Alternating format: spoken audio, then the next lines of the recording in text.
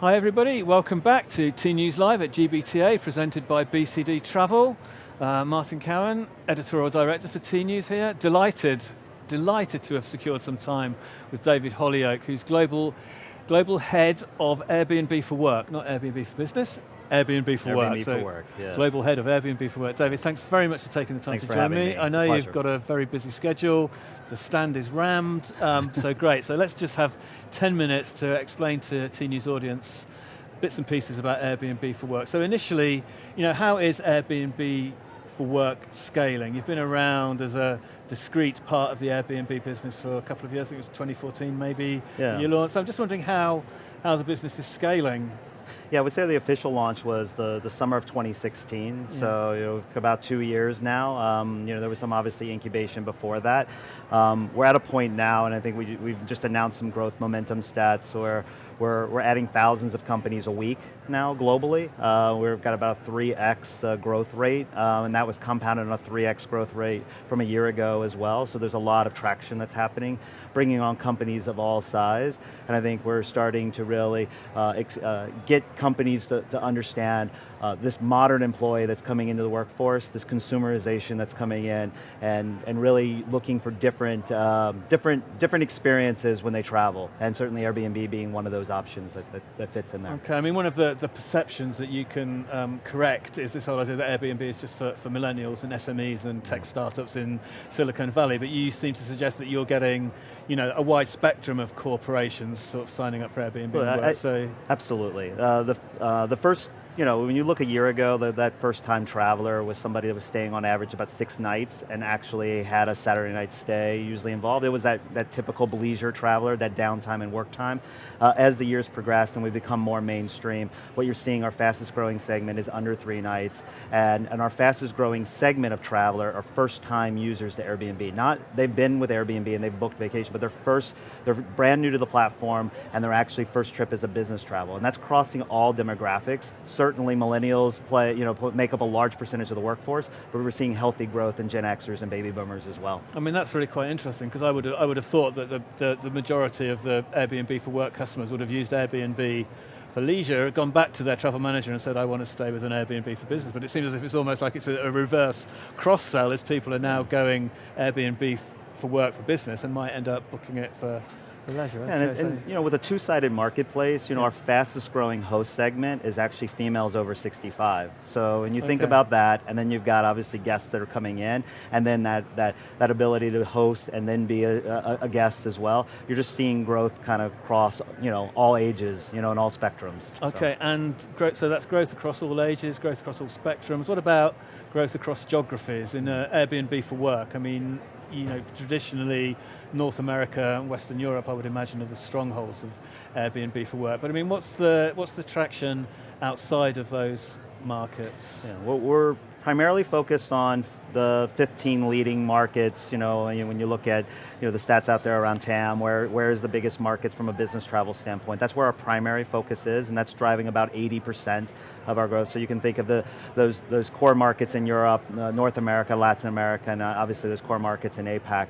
But Airbnb for Work actually has bookings in nearly 190 countries around the world. So we truly are global in nature, but when you break it down, it's about 15 markets that are really driving about 80% of the overall business right now. Okay, and just a slight shift. I mean, a lot of the materials that I've seen around Airbnb for Work have talked very specifically about the cost savings that a corporation can gain through using Airbnb for Work compared to traditional accommodation. But I'm just thinking in terms of a sort of simple, A-level economics, supply and demand model. I mean, as the demand for Airbnb for Work increases, do you have to sort of increase the supply to keep the costs low, or I mean, how sustainable is the cost advantage as you scale?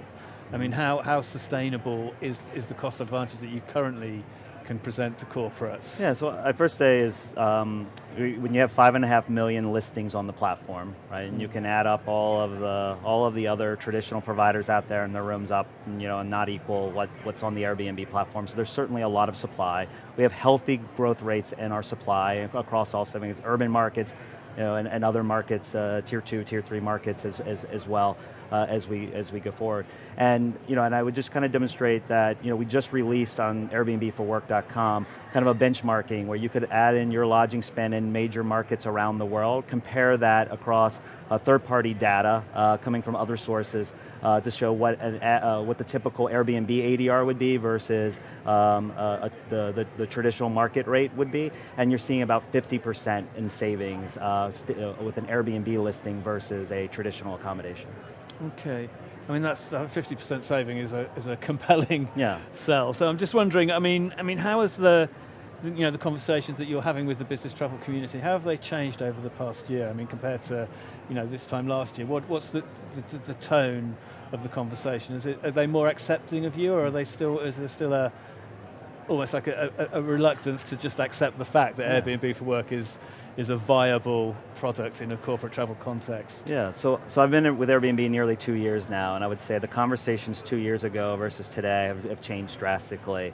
2 years ago this wasn't happening, or and they were surprised to see that there was actually employees that were interested in this, and that this was being expensed. And I think we've created a lot of that visibility, and we've spent the last 2 years really educating the corporate space around why somebody might be utilizing this. And today, there's really, when you look at the thousands of companies we're adding a week across small SMBs, mid-market, large enterprises, the conversations now are more around, I know this is happening, right? I want to understand how best I wanted to leverage this and use this and complement my existing program.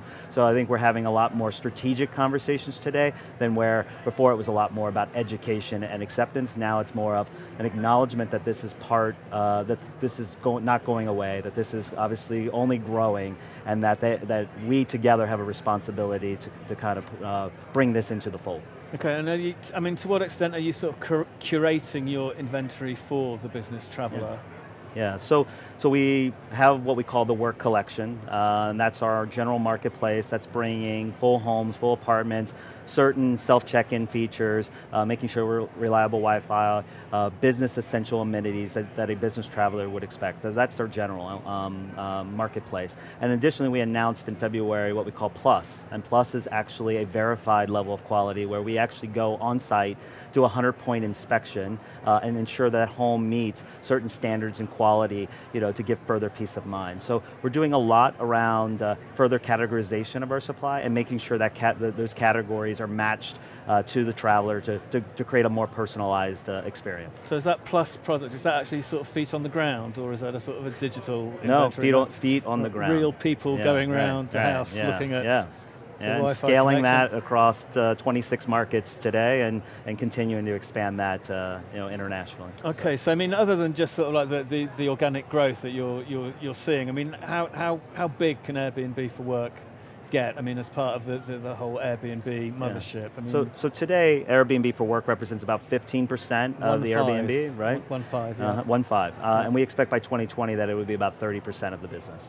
And that's understanding that Airbnb is growing at a very healthy rate, and that Airbnb for Work has to outpace that growth a sizable amount to be able to get to that 30% level. Okay, and at the sort of the C-suite level for Airbnb, I mean, how excited are the guys at the top about Airbnb for Work?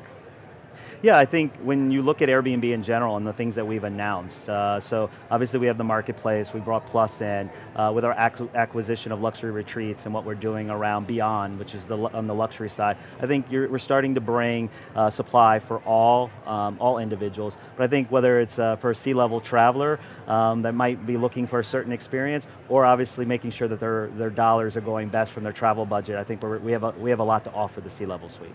Okay, and in terms of the travel management tools, I mean, the dashboards and the back end and the integrations, that's all under control from your perspective? Yeah, so the last 2 years we've spent a lot of time focused on building out a dashboard to give travel managers the ability to kind of see their spend, manage their employees, set pricing alerts, put payment options in place, enable things like third-party booking, and then to do integrations, whether with duty of care providers, with leading travel management companies for reporting purposes, and then to the point of actually integrating with Concur, where our supply is standing next to traditional accommodations in that space. So we've built out a large suite of product for companies, and we continue to make that investment, and you'll see that in the months and the years to come.